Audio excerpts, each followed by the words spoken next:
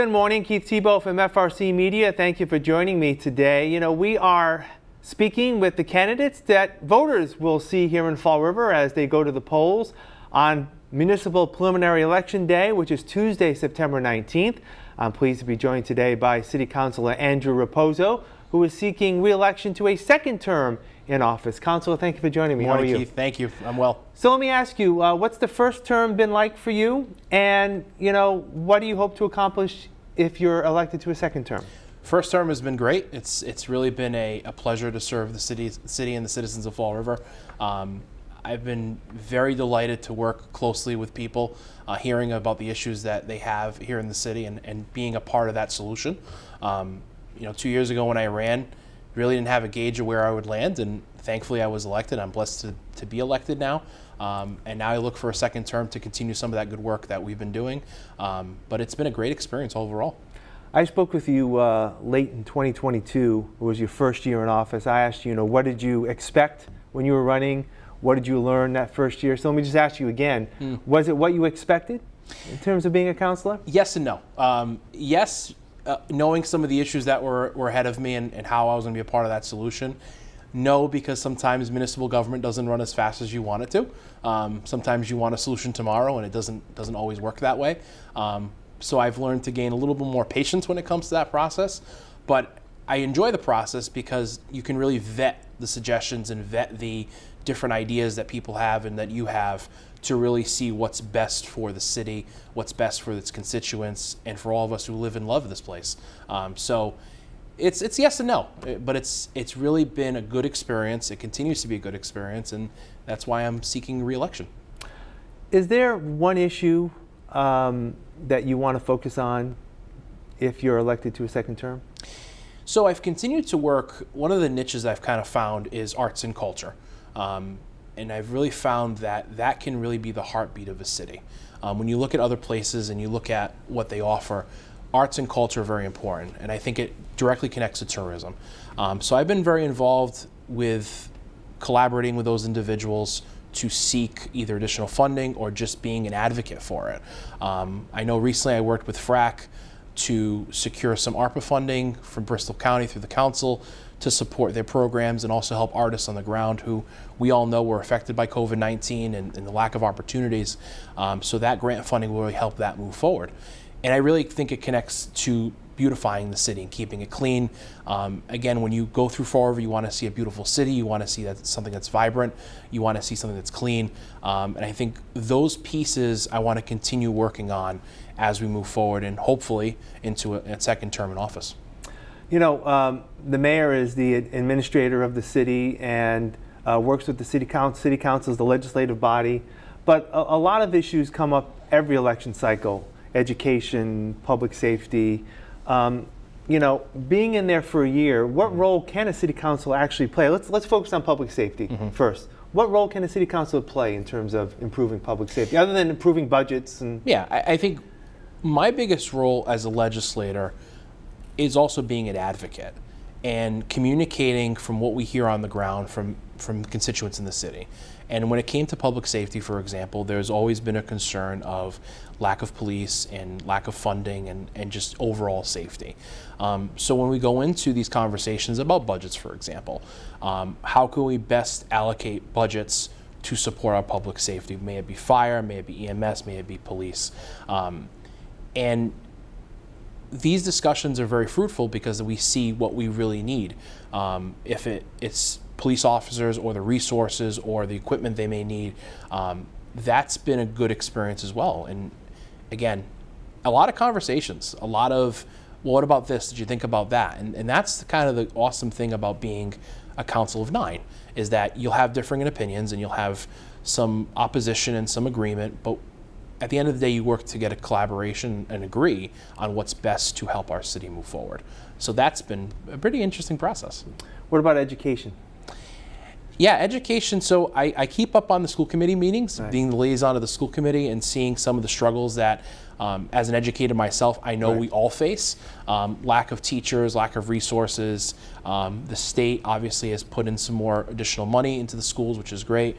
They just announced that students in the Commonwealth will be getting free lunches, which again one of the biggest pieces that a lot of people struggle with is food. And the kids coming to school can't learn if you're hungry. So the fact that that was passed and that will be a reality is great. And I know that will benefit our kids here in Fall River greatly. So now they can really focus on the education. And that's what the priority should be. A lot is made of the city council and its role in approving a budget, but also, trying to works with the assessor's office and setting the tax rate at the end of the year. A lot of people always say inflation has been, a lot of people in Fall River have struggled to pay rent, meet their bills, and then they see that, for the past X number of years, taxes have gone up 2.5%. We've got the debt exclusion for Durfee. Diamond has to be paid for. A lot of expenditures there. How do you view that role in terms of making sure that you provide the resources for the city as a councilor, but also trying to keep in the back of your mind, there's a lot of people in Fall River that are struggling? Yes, and I actually, in this last budget cycle, I actually voted no on the budget. Right. I felt that there needed to be more information regarding how revenue would be raised, how we would essentially support what we need, at the same time not overburdening the citizens. And I didn't, no disrespect to anybody on that team over in the administration, but I just felt that we didn't have enough information to justify passing a budget at that point. But the cards fell the way they did. I'm proud that I took a no vote on it, but I think there's still more work to be done. And as we look forward to future budgets, hopefully, if I get reelected, I think we need to do more due diligence in making sure that we have the resources that we need to keep our city safe, clean, affordable, people can access it, but at the same time not overburdening the citizens. What role can a city play? Again, maybe this is more for the mayoral candidates who are going to be on the ballot this year, but what role can a city play in terms of affordable housing? I mean, there's always that, dilemma where, you want to allow those who are landlords, especially if they purchase a property, to be able to not only provide for their, residents, but also, if it's an investment, to be able to make some money. On the other hand, again, back to the affordability issue. So I think partnership is key. I think there's a good work being done at the CDA. Mike Dion, for example, who does a lot of good work in helping get some of these properties redeveloped and then accessible to people who want to live and grow up in this city. So I think the key to that is partnership and working together. Individuals come in and they buy property and obviously investments and what have you, but at the same time, we need to also make sure that those places to live are affordable and accessible to people in this current economy. And inflation is terrible and people are struggling. So I think partnership is key in allowing individuals like the city council, like the mayor's office, and all that team to come together and really help people accomplish two goals. Somebody who wants to own property and make their way in Fall River, but at the same time also live in Fall River and be successful. Yeah. What's your relationship been with Mayor Coogan? And I guess what's your philosophy in terms of relationships with, regardless, whoever happens to be in that office? My position has always been with the mayor, if it, whoever it may be, in this case it's Mayor Coogan. I've said to him, if I like your idea, I'll tell you it's great. If I don't like your idea, I'll tell you it's not great, and I'll tell you why. And I think that's the kind of honesty that I like to set forward with the administration. I often go to meetings. I often, tell them, this is what I'm thinking, this is what I'm not thinking. We go back and forth, and I think it's fruitful to kind of come to a consensus of where we all need to try to move forward with. I think my relationship is great with Mayor Coogan. It's professional. I continue to work with him. I just met with him a little while ago today about the upcoming agenda on Tuesday. So I have no complaints, and I think it's good that we can have that honest dialogue between one another and agree to disagree when we need to.